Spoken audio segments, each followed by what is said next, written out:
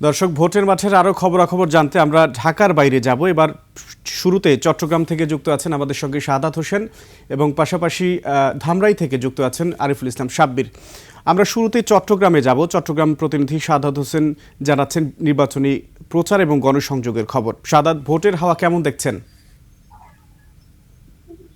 ধন্যবাদ সুমন। আর 2 দিন পর ত্রয়োদশ জাতীয় সংসদ নির্বাচন। চট্টগ্রামের 16টি আসনে শেষ মুহূর্তের প্রচারণায় চলছে। প্রার্থীদের ভোটারদের কাছে যাওয়ার প্রস্তুতি তারা দিচ্ছেন। ভোটারদের নানান প্রতিশ্রুতি বাস্তবায়নেরও প্রতিশ্রুতি দিচ্ছেন, কিন্তু ভোটারদের মাঝে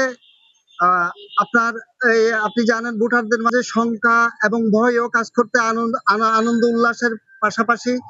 তো এখানকার যেই চিত্র চট্টগ্রামে, তেমন কোনো বিশৃঙ্খলা সৃষ্টি না হলে 2-1টা অপ্রীতিকর ঘটনা ছাড়া তেমন কোনো ঘটনা বিশৃঙ্খলা সৃষ্টি হয় নাই। আইন শৃঙ্খলা রক্ষাকারী বাহিনী টহলে আছেন নিয়মিত।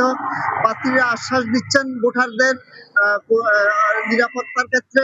প্রশাসনও খুবই চমৎকার ভূমিকা পালন করছে এবং ভোটাররা তাদের পছন্দসই প্রার্থীদেরকেও ভোট দেওয়ার জন্য এখানকার ভোটাররা চেষ্টা করছেন এবং তারা তাদের প্রার্থীদের কাছে বিভিন্ন অভিযোগ, অনিয়ম, বিভিন্ন কথা বলে আসছেন। আমার সাথে আছে একজন সাধারণ ভোটার, আমি কথা বলবো। কেমন প্রার্থী চাই উনি?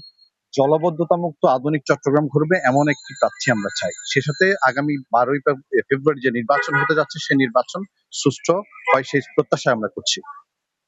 ধন্যবাদ সুমন। চট্টগ্রাম থেকে এই ছিল আমার সর্বশেষ নির্বাচন নিয়ে। শাহাদাত, আপনাকে ধন্যবাদ। চট্টগ্রাম থেকে যুক্ত হয়েছিলেন আমাদের সহকর্মী শাহাদাত হোসেন, জানাচ্ছিলেন সেখানকার ভোটের খবর, পাশাপাশি জানাচ্ছিলেন একজন ভোটারের প্রতিক্রিয়া। আমরা ফিরবো এবার ধামরাইতে। সেখানে যুক্ত আছেন আমাদের প্রতিনিধি আরিফুল ইসলাম সাব্বির। আর সাব্বির, কেমন দেখছেন ভোটের প্রচারের খবরাখবর? আমাদের বিস্তারিত জানান। সুমন, আপনাকে ধন্যবাদ। আমি কিন্তু রয়েছি রাজধানীর প্রবেশমুখ এই ঢাকা 20 ধামরাই আসনে এই বালিথা এলাকায়। এখানে কিন্তু আমরা দেখতে পেয়েছি নির্বাচনী প্রচারণার যেই কার্যক্রম, সেই কার্যক্রম কিন্তু চলছে।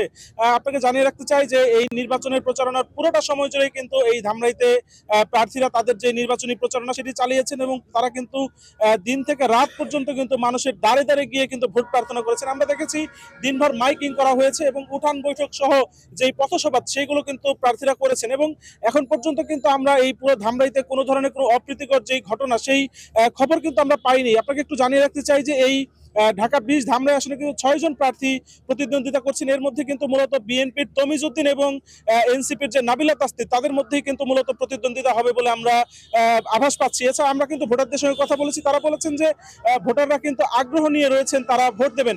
আমার সঙ্গে কিন্তু ভোটাররা বেশ ধামরাই কয়েকজন স্থানীয় বাসিন্দা উপস্থিত রয়েছেন, আমরা কথা বলবো তার সঙ্গে।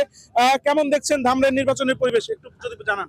অত্যন্ত উৎসব মুখর পরিবেশ বিরাজ করছে এবং আইন শৃঙ্খলা বাহিনী অত্যন্ত সজাগ দৃষ্টি রাখছেন এবং পরিবেশ যাতে সুন্দর থাকে সেই দিকে আইন শৃঙ্খলা বাহিনীর তৎপরতা আমরা আমাদের চোখে পড়ছে এবং আগামী দিনে ধানের শীষ জয়যুক্ত হবে সেটা আশাবাদ ব্যক্ত করছি। ধন্যবাদ আপনাকে।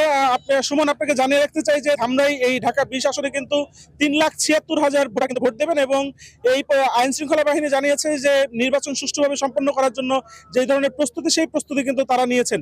সুমন, এই ছিল আমার কাছে ধামরাই থেকে। সাব্বির, আপনাকে ধন্যবাদ। দর্শক, চট্টগ্রাম এবং ধামরাই থেকে যুক্ত হয়েছিলেন আমাদের প্রতিনিধিরা, জানাচ্ছিলেন সেখানকার ভোটের মাঠের পরিস্থিতি।